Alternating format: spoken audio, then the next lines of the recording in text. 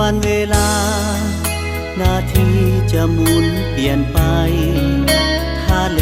จะแห้งเหือดหายภูเขาทลายก็ยาว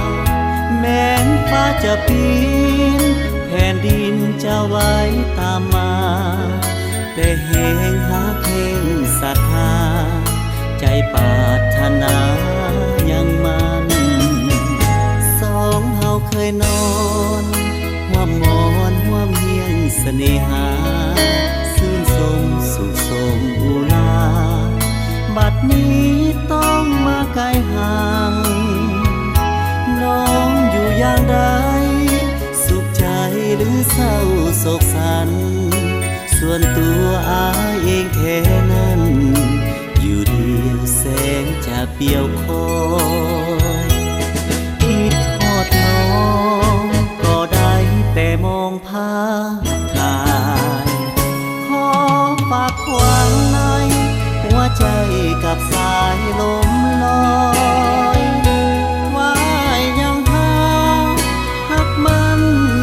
ยังคอยคิดถึงอายเพียงน้อ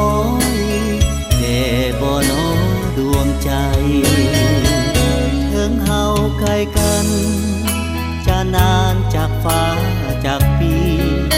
หากอายเกิดจากใจนี้บ่มีหยังมาลืบได้หากแลห่วงน้องคอยน้องอยู่ทุกวันไปมุ่งหวังพบกันครั้งใหม่หากใจน้องบ่เปลี่ยนแปลง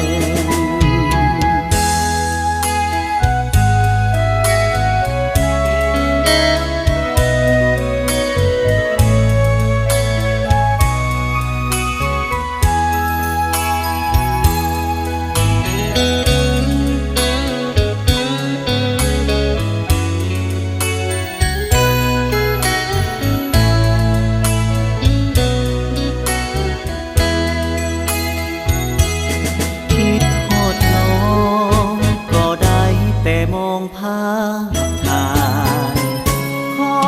ฝากความในหัวใจกับสายลมลอ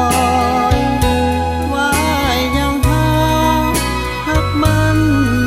ยังคอยคิดถึงอายเพียงน้อย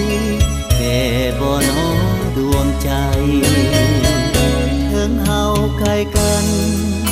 จะนานจากฟ้าจากปีหากอายเกิดจากใจนี้บ่มีหยังมาลืบได้หากแลห่วงน้องคอยน้องอยู่ทุกวันไปมุ่งหวังพบกันครั้งใหม่หากใจ